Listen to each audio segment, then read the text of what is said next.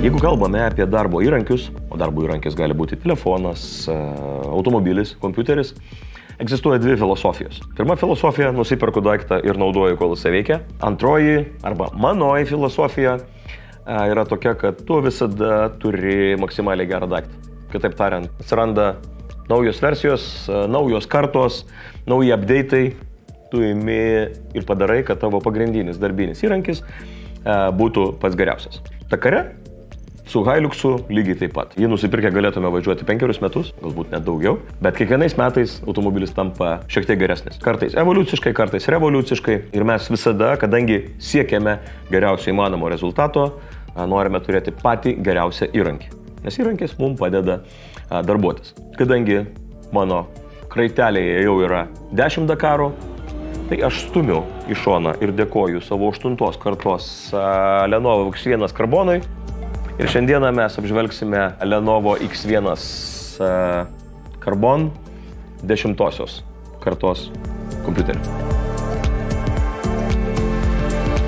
Nežinantiems mano santykio su karbonu, galiu pasakyti, kad Lenovo aš naudojuosi dar nuo IBM laikų. Karbonai, kaip mano kompiuteris, buvo praktiškai visos jo kartos arba generacijos. Ir pagrindė, kodėl aš juos renkuosi, tai dėl 4 faktorių. Tvirtumas, lengvumas, galia ir patikimumas. X1 karbonas yra išbandytas pagal visus kariuomenės standartus. Kitaip tariant, kariuomenės technika, norint būti tikram, ar jinai tikrai veiks tam tikrom sąlygom, yra išbandoma. Tai X1 karbonas visada praeina visiškai visus tuos standartus. Aš pats asmeniškai esu daręs ne vieną testą, aš esu ant jo stovėjęs. Aš esu gerai pakratęs bolide. Kažkada beveik parą buvau palikęs prie -20 ir nieko. Iš karbono, arba kitaip tariant lietuviškai anglies pluošto, yra pagamintas mano sportinis šalmas, didžioji dalis sportinio Hiluxo, tenai irgi naudojamos, anglies pluoštas naudojamas ypatingai dažnai. Tai X1 karbone yra labai daug karbono arba anglies pluošto. Taip pat jo rėmas, kad būtų dar tvirtesnis, yra padarytas iš magnio lydinio. Anglies pluoštas ir magnis padaro šį modelį lengvu ir tvirtu. Prisiminkim, ar ne? Tvirtas daiktas, tai vadinasi, mes jo taip lengvai nesulaužysim.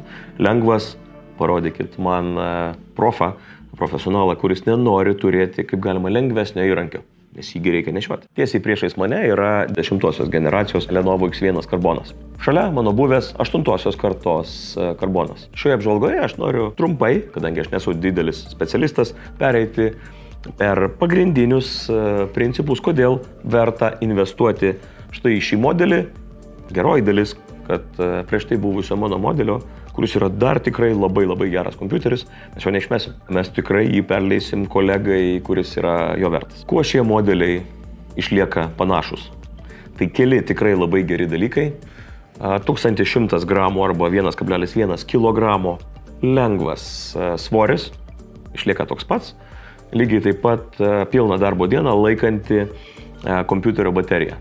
Anksčiau aš nešiodavausi pakrovėją su savimi, dabar man to daryti nebereikia.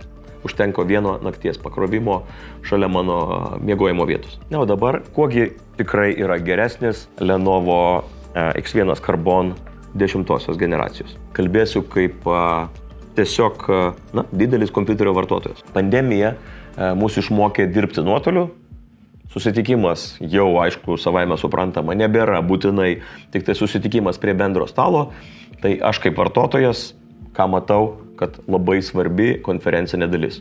Ir čia Lenovo pasistengė tikrai labai stipriai. Taigi, Full HD kamera. Prieš tai buvusio modelyje sakyčiau, kad norėjosi kartais turėti tokią geresnę kamerą kaip papildomą įrenginį. Dabar to daryti nereikia. Full HD savo darbą atlieka tikrai puikiai. Net 4 mikrofonai reiškia, kad jūsų garsas tikrai bus perduodamas kokybiškai.